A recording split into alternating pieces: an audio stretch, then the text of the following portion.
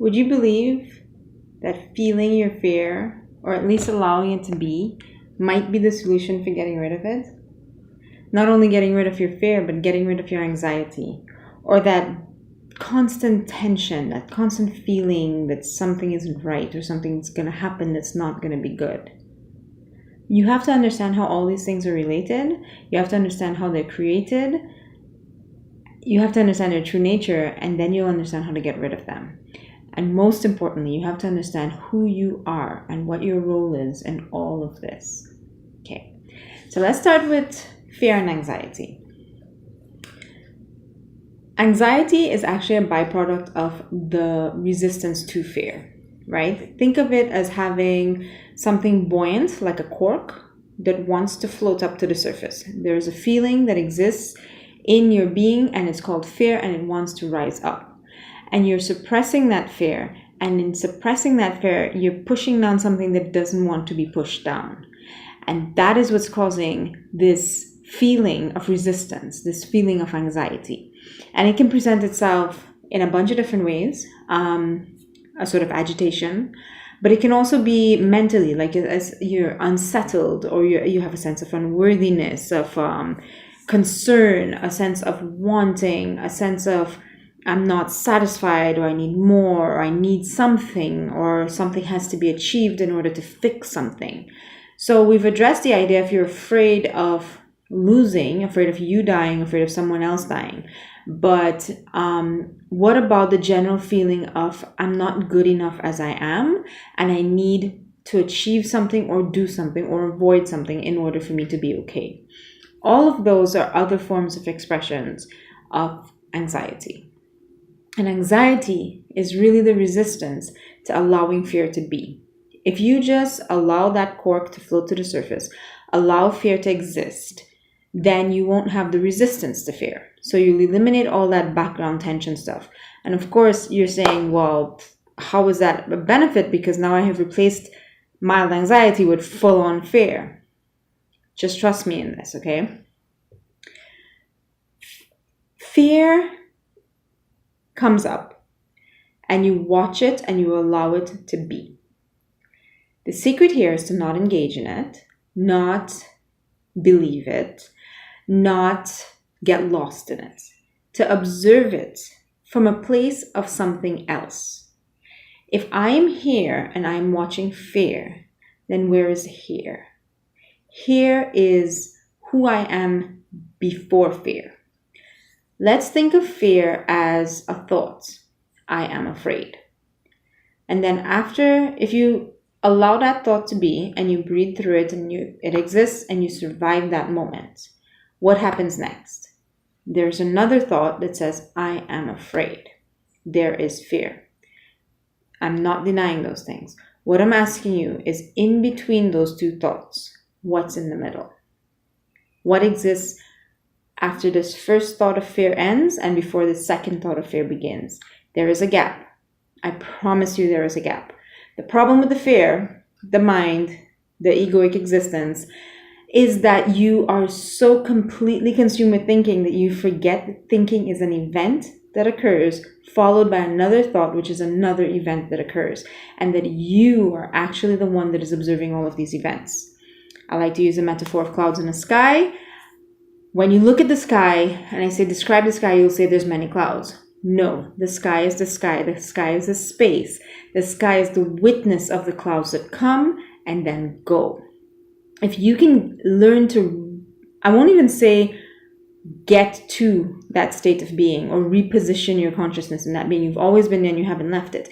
If you can simply remember that it exists, then you can realize that this fear that you are allowing is a thing that is occurring in your space, and that you are observing it. And if you are observing fear, then where you are observing from does not have fear. I know it's a really vague concept to understand, but I assure you that this is the solution. I assure you that it's possible, and I assure you that meditation will help you to understand what I'm talking about. And you only need to very, very briefly experience what I'm talking about in order to suddenly realize what's happening. And this will come to you after, if you're dedicated in your meditation practice, it won't take very long for that little glimpse of the experience to happen. And then you remember. And once you remember, you don't forget. You may struggle to remember during the day, but you'll never fully forget ever again. It only has to happen once. So I urge you to try a meditation practice. On my channel, I have a meditation called "You Are the Sky, Not the Clouds," and I also have another one called the "I Am" meditation, which helps you with the state of observing. Both of those, try either one of those. If you dedicate yourself to doing those 15-minute meditations, one of them per day, after 2 weeks, a month, you will, not even, after a couple of days, maybe even the first day, you will experience what I'm talking about. And from that moment, that glimpse, fear will cease to seize you, because fear will no longer be you. It will not be your state, and it will not be the place in which you're trapped. It will simply be who you share your room with, your roommate. That's all it is. So the most important thing is to realize who you are and that you exist before fear, beyond fear. And when you realize that, you will also get rid of all these other background feelings of incompleteness, which are a byproduct of having an egoic mind. When you develop an identity, first of all, you remember that you're a being that came from somewhere and has always been and is perfect and is divine and is boundless. That being has come temporarily into the physical form to have a physical experience, and that comes with a body and a mind. And those together form an identity known as the egoic identity or the egoic mind. The egoic mind, by its nature, is perpetually afraid of death and is also perpetually unfulfilled. It always needs to be protected or assured that it's protected, and it always needs to be fed more activity, more meaning, more purpose, more everything. It constantly needs to be fed. But when you abide in this place that I'm telling you about, we call this place the self or being or your spirit, or the observer. When you abide in the self, you realize that the self is already fine, is already perfect. The self does not need to get rid of fear. The self does not need to achieve something. The self does not need to heal. The self does not need to release. The self does not need to find anything. The self does not need to prove anything. And immediately, all of these background goals that sort of hang over the head of the part of you that is a human identity, all of those things go away. You realize that, yes, the human character that I'm playing would like to graduate or would like to be successful in business or whatever. But I am fine. I am okay. I am just experiencing this process. That heals everything. It removes that sense of unworthiness, that sense of I am a failure, I have not achieved, I am not good enough, I should be further ahead in life by this age. It removes it all. A couple other things I want to say. Well, first of all, this is part of a 3-part series on fear and anxiety. I encourage you to go look at that playlist on my channel. I will include the videos at the end of this video.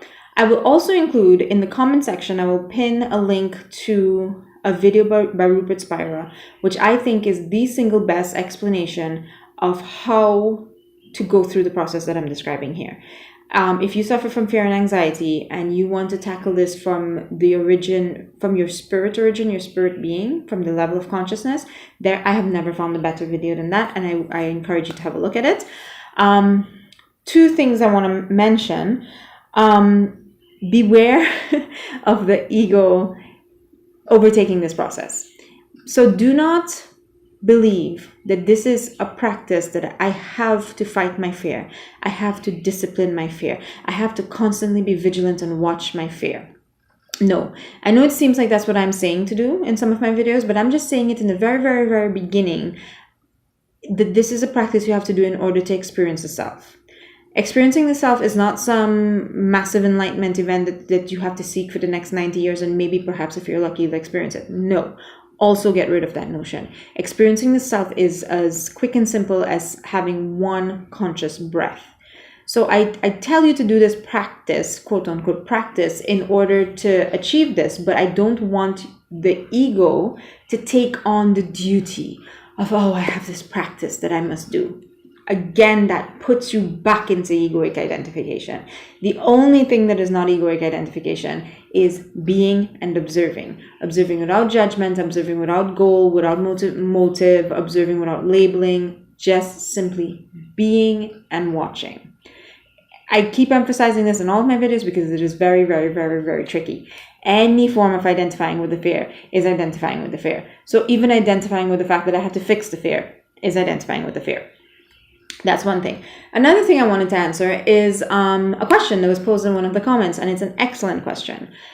What I'm talking about in these videos, and again, this is not just some crazy person talking about it. There's a lot of really experienced, really knowledgeable people out there that will tell you this, from spiritual leaders such as Eckhart Tolle to even therapists such as Gabor Mate, or, ancient traditions, ancient cultures throughout the Vedas, if you look in the Bible, it's all there.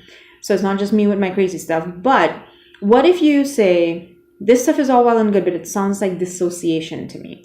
It sounds like you're saying, ignore the fear, dissociate from your ego.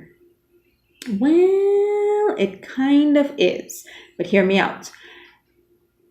Therapists, depending on the field and perspective of therapy that they espouse, sort of like, say, Freudian therapists or whatever, I don't really know what the exact field might be that they're in, will tell you that you are your pain, you have to work on your pain, you have to feel your pain. And there's a lot of 12-step programs that tell you that as well. I'm not saying that that's not valid. Recognizing and acknowledging the pain is the way that you stop this avoidance, this pushing down of the cork. You allow it to bob up. So that is all very valid. But when it comes to a deeper level, therapy can only help you to control your pain and monitor your pain and put your pain on a leash and live with your pain forever in a manageable way. And that is one level of help, and I'm not discounting that. And if that works for you, go ahead.